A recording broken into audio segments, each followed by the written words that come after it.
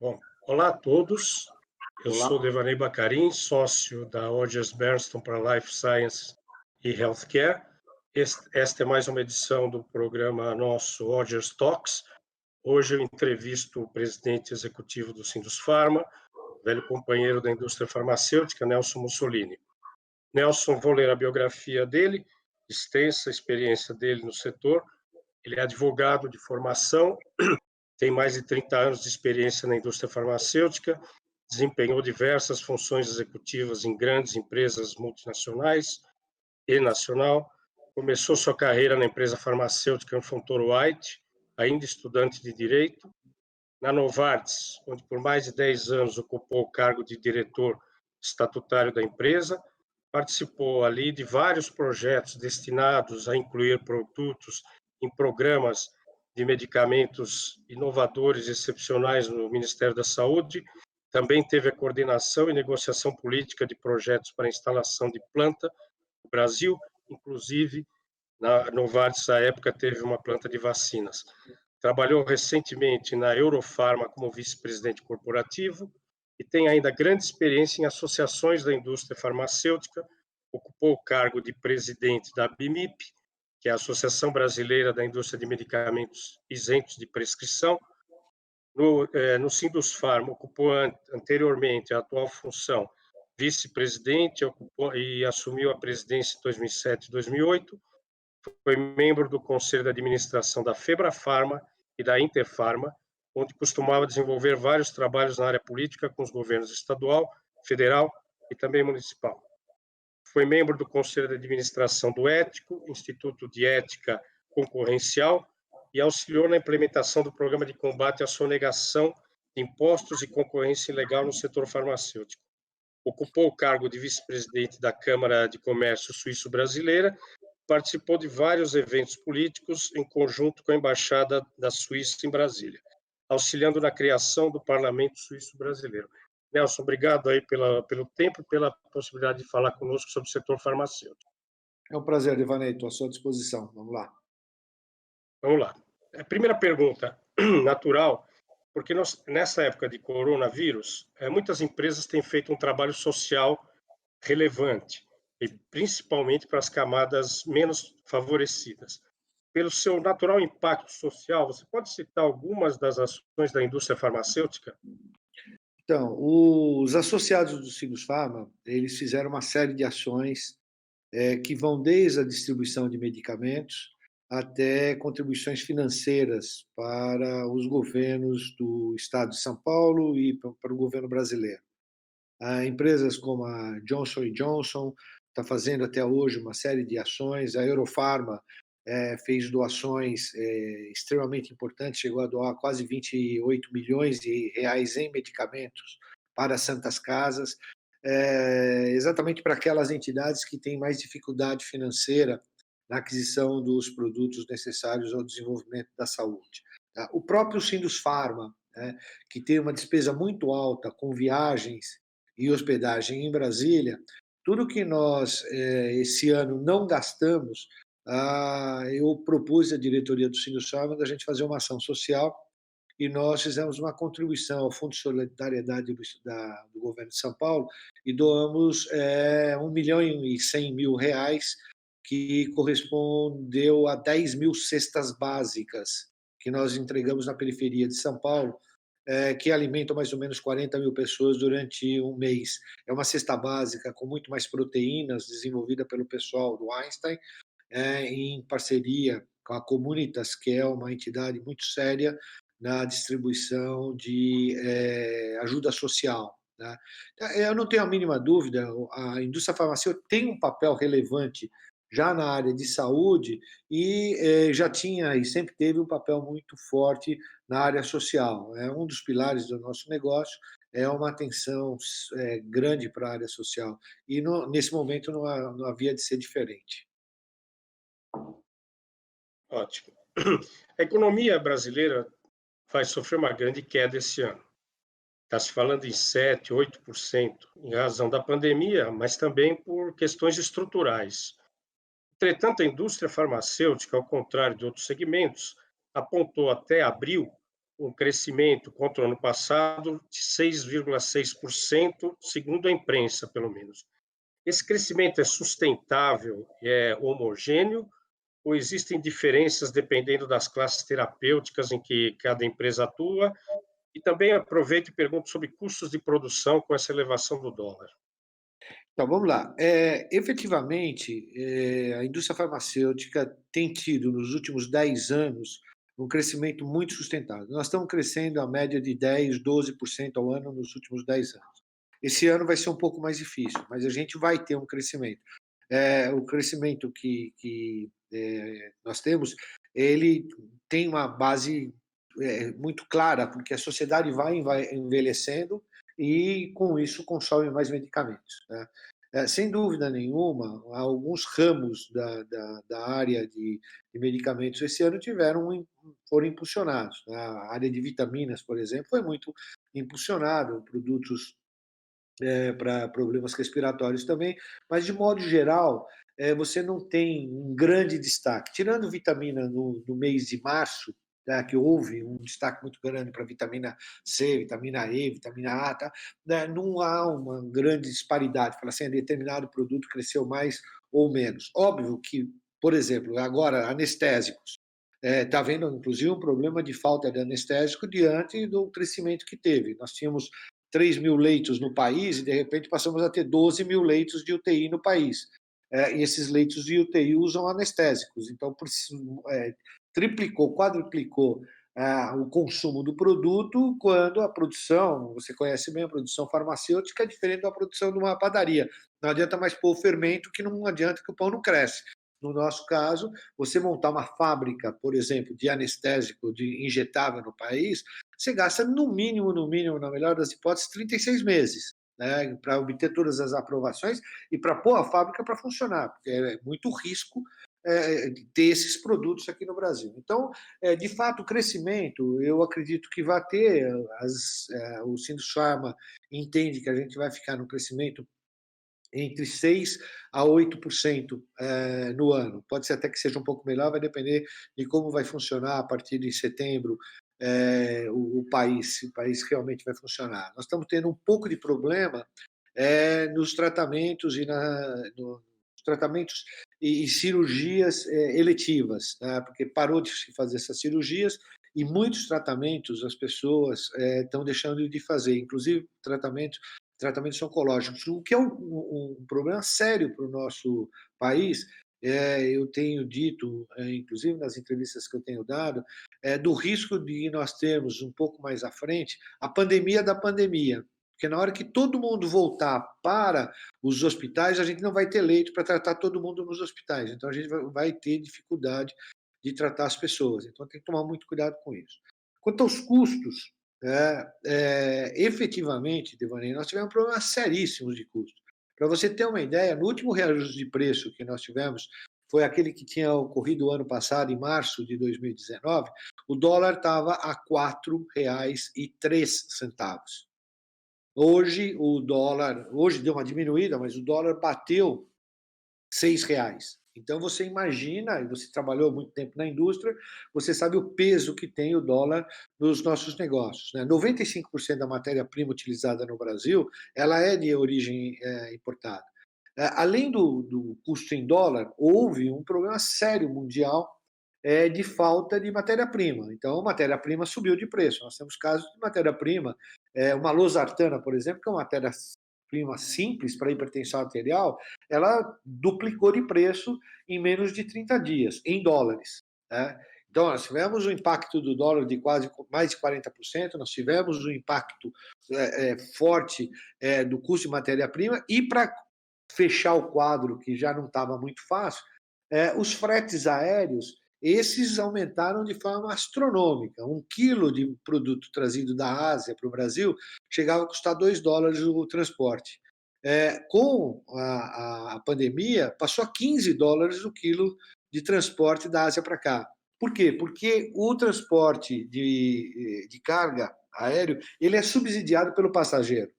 Você, eu, quando nós viajamos, né, e quem nos ouve, nós estamos pagando, junto com a nossa passagem, 1 ou 2 quilos de produto que está lá no bagageiro, que está vindo para a produção e para o comércio dos países. E, infelizmente, como diminuiu o número de passageiros, os voos rarearam e, com isso, os preços subiram. Lei da oferta e da procura, que, infelizmente, no setor farmacêutico, a gente não pode funcionar muito, porque nós temos os preços controlados pelo governo, né? Então fica muito difícil.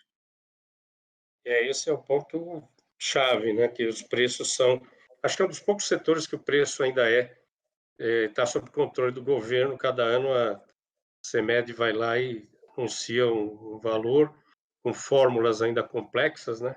Sem E o dúvida, setor sofre bastante com isso, né? sem dúvida. Fala-se também, e a próxima pergunta é exatamente sobre o custo, chamado custo Brasil, né? Você já entrou em alguns temas, mas tem a malha tributária, questões trabalhistas e as regulatórias.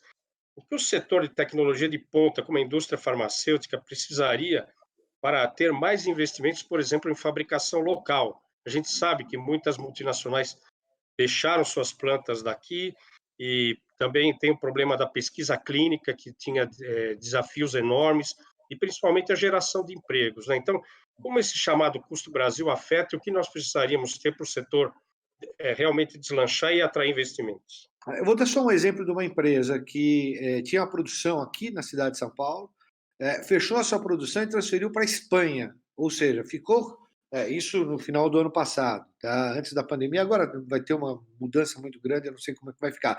Mas para você ver como o custo Brasil afetava, era mais barato fazer produto na Europa e trazer para o Brasil do que fazer produto aqui no Brasil para deixar no Brasil, tá? Isso é um problema sério. Nós temos uma carga tributária que é extremamente onerosa, né? Nós temos uma ideia, a carga tributária de medicamentos no Brasil é de 31%, 31,4% dos números exatos. Na França, que é o país que tem uma das maiores cargas tributárias geral do mundo, na França essa carga tributária sobre medicamentos é de 2%, nos Estados Unidos é zero. Né? Então, só aí já tem um impacto muito grande. Mas não é o impacto da carga tributária. O impacto da carga tributária para o negócio, tá? No final do dia, ele onera o contribuinte, onera o consumidor, porque é ele que paga todo o tributo. Tanto que a lei de preços que a gente se referiu lá atrás, ela determina o seguinte: aumento ou aumento de ou redução de imposto, você é obrigado a repassar automaticamente para o preço. Tá? Mas o grande problema que nós temos é o custo para pagar esta carga tributária, a complexidade que nós temos. Nós temos um tributo sobre a circulação de mercadoria, o nosso ICMS, que ele tem 27 regras, porque são 27 estados. Em cada estado, uma regra diferente. Todos os dias tem 4, 5, 6, 10 novas normas editadas pelos estados para recolhimento desse tributo. Então, para você ter uma ideia, cálculos que foram feitos, no Brasil, você gasta por ano 2.400 horas para recolher impostos. Tá? Enquanto nos Estados Unidos, para recolher os mesmos impostos, você gasta menos de 200 horas.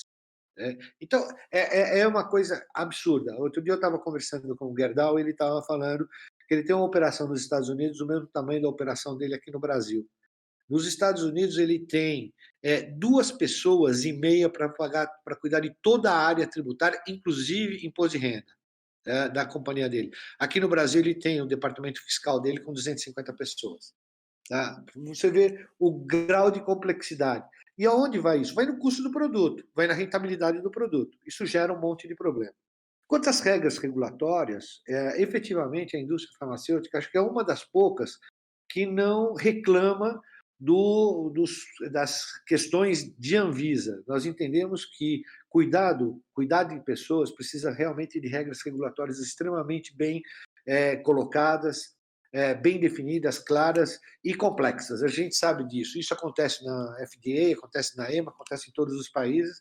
Isso não é o grande problema. O nosso grande problema é a duplicação de coisas que você precisa fazer.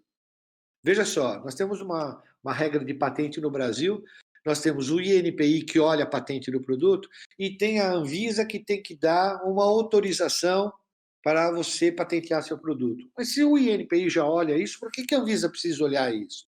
Então, os nossos prazos dobram por questões burocráticas e totalmente desnecessárias. A mesma coisa acontece em pesquisa clínica.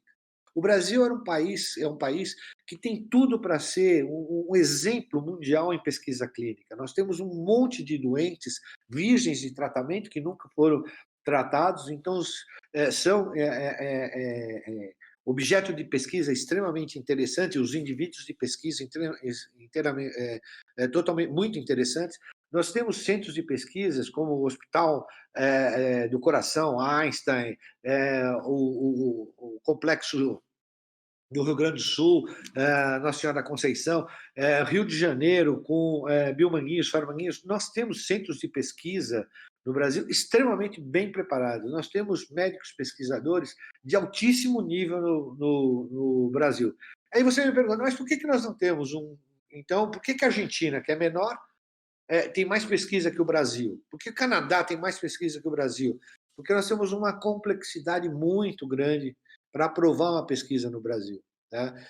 Se não pela demora, mais uma vez, nós temos a Anvisa que aprova a tua pesquisa, e depois nós temos a Conep que aprova a sua pesquisa.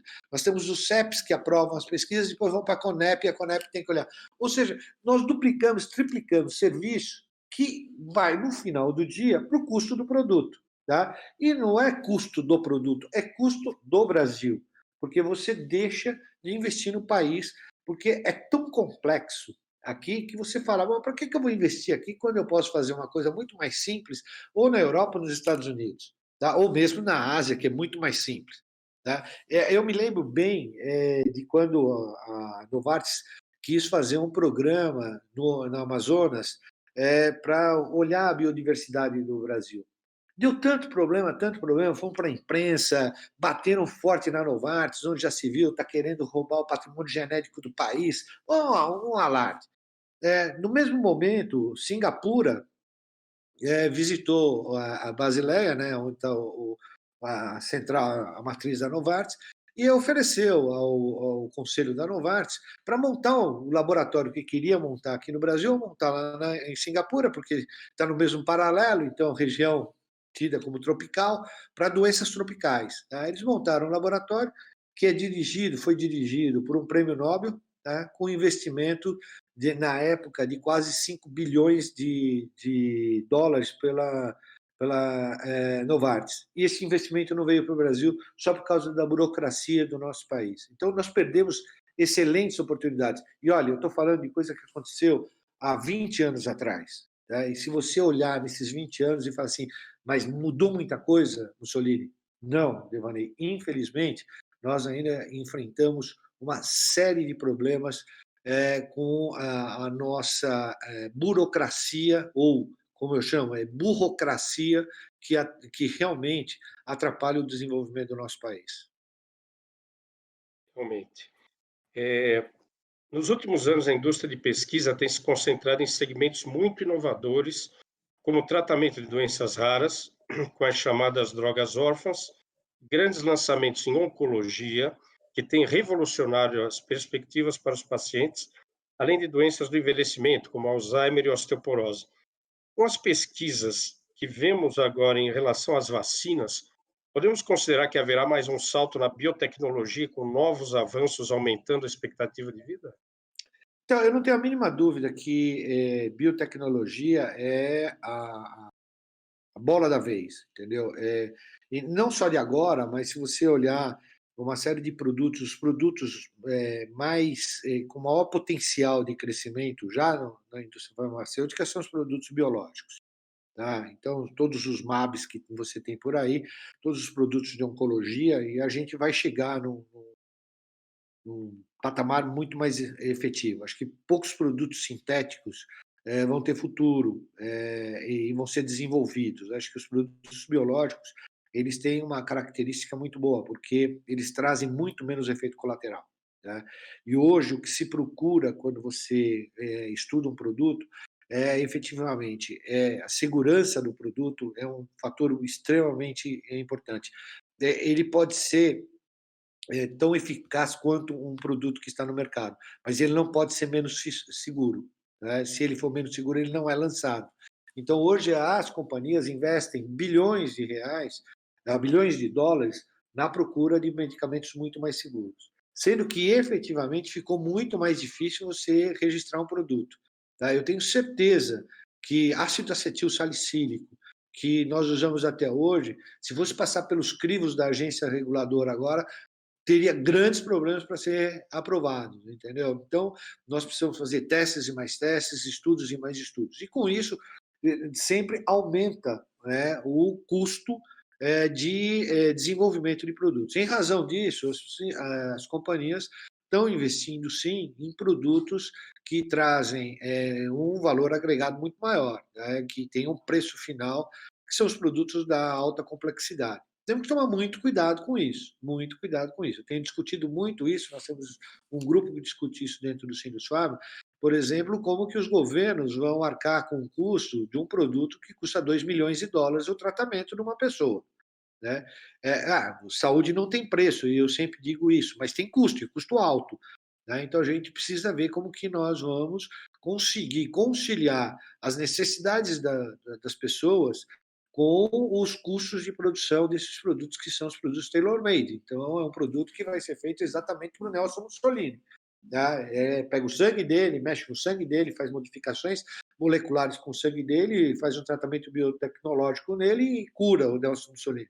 Mas vai ter que ter uma revisão desses custos, porque senão vai ser impossível os governos manterem esses tratamentos na sua pauta. Sem dúvida. Falando sobre o modelo de negócios, durante muito tempo as vendas estiveram focadas na visita dos chamados, antigamente propagandistas, hoje tem outros nomes, consultores, etc. Mas o setor tem se modernizado com o uso da tecnologia e das ferramentas das chamadas mídias sociais. Como se casa a experiência tradicional da visita médica com esses novos métodos? Então, outro dia ainda estava discutindo isso, Devaney, estávamos debatendo isso com a diretoria do Sindusfarm, e eu lembrei, quando eu comecei lá na Fotoroite, quando você mencionou, o propagandista tinha aquele folder, né, e ele chegava no médico, colocava em cima da mesa do médico, tá? E a evolução que aconteceu há 42 anos atrás para a evolução até o final do ano passado é que do folder virou um tablet. Entendeu? Então ele não vira mais uma página, ele passa uma página e mostra para o médico, e a propaganda pouco evoluiu, tá? De medicamentos, porque tem uma série de mitos e preconceitos também. Tá? Porque médico não gosta, médico não quer, e a pandemia mudou muitas coisas. E nesse novo normal, aquilo que era um desejo se tornou uma necessidade. Eu desejo melhorar, e se tornou uma necessidade. Hoje, os meios de comunicação virtual vão ser utilizados fortemente para fazer a promoção dos nossos novos produtos de lançamento. Tá? Semana passada, uma grande empresa fez um lançamento virtual do seu produto. Tá? Coisa que, há um tempo atrás, não passava na cabeça de ninguém fazer um lançamento virtual de produto. A não ser medicamento isento de prescrição, que aí você fazia o lançamento na televisão. Mas no caso de medicação de prescrição, isso não passava pela cabeça. Tá? Hoje, eu sou obrigado, dentro do Sindusfarma, e o Sindusfarma tem uma característica muito grande, treinamento de pessoas, a fazer todos os treinamentos do ponto de vista virtual, o que antigamente não tinha. Como nós não vamos colocar todo mundo numa mesma sala, respirando o mesmo ar, com o ar-condicionado ligado e se contaminando à vontade? Tá? Hoje não pode mais nem pensar num negócio desse. Então, eu não tenho a mínima dúvida que vai haver uma grande mudança. Né? Nós temos escritórios hoje do nosso setor que já trabalhavam com apenas 80% dos lugares, 20% dos lugares eram em home office. Eu não tenho a mínima dúvida, por tudo que eu tenho conversado com as pessoas, que vai aumentar muito o trabalho à distância, o home office. E o propagandista continua a ser uma peça-chave, porque o robô não vai conseguir olhar no médico e ter essa interação que nós estamos tendo aqui.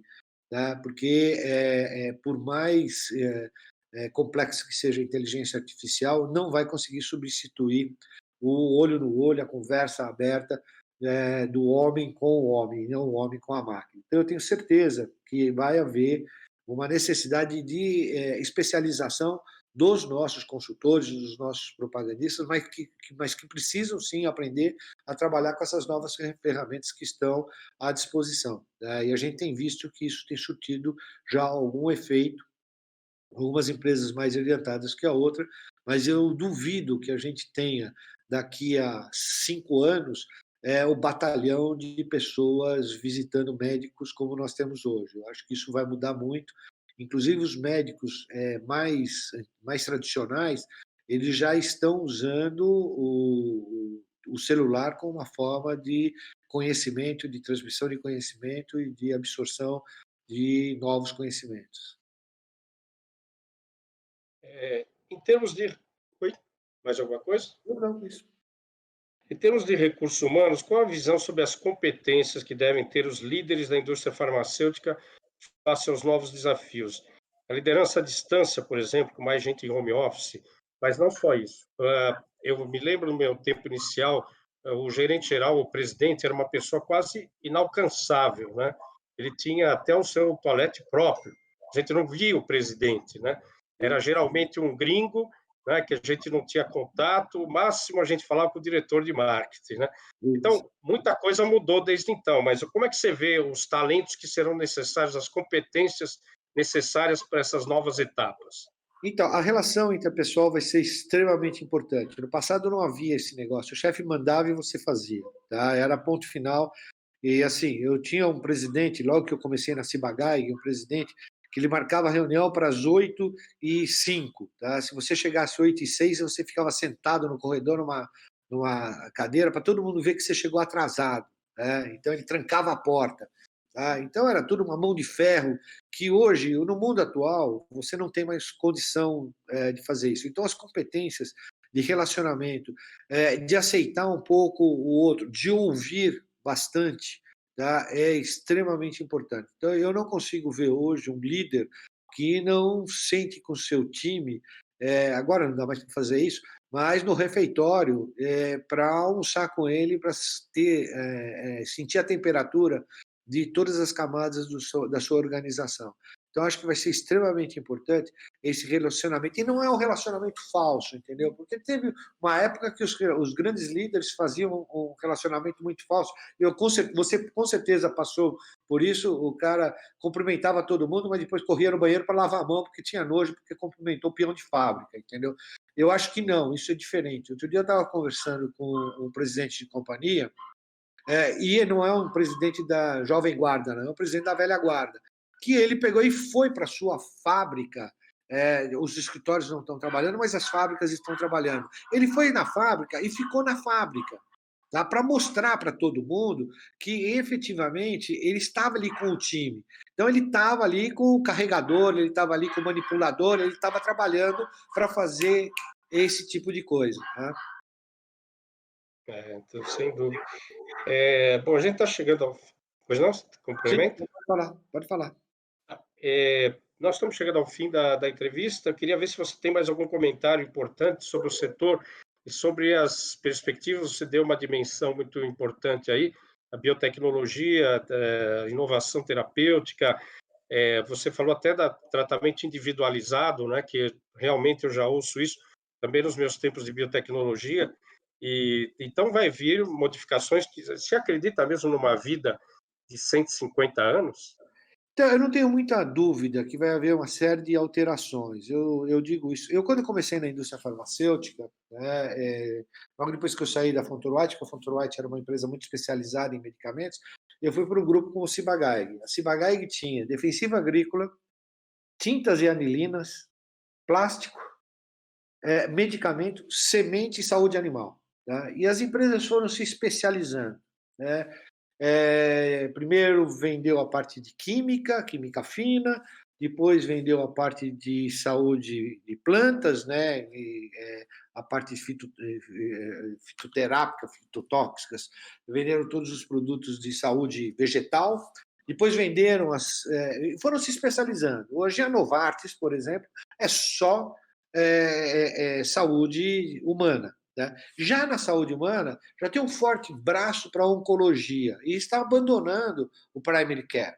Né? Eu não tenho a mínima dúvida que daqui a 5 ou 10 anos nós vamos ouvir empresas especializadas em sistema nervoso central, empresas especializadas em câncer de partes moles, câncer de partes duras. Eu acho que nós vamos ter as empresas vão ser mais especializadas. E eu tenho certeza que isso vai acontecer porque é uma evolução natural das empresas e até do próprio investidor. Tá? Se eu quero uma participação grande em outras questões, eu compro ações de várias empresas e não ponho ações de uma empresa que faça várias coisas. Eu acho que isso vai acontecer no futuro próximo e a gente ainda vai assistir isso trabalhando. Tá?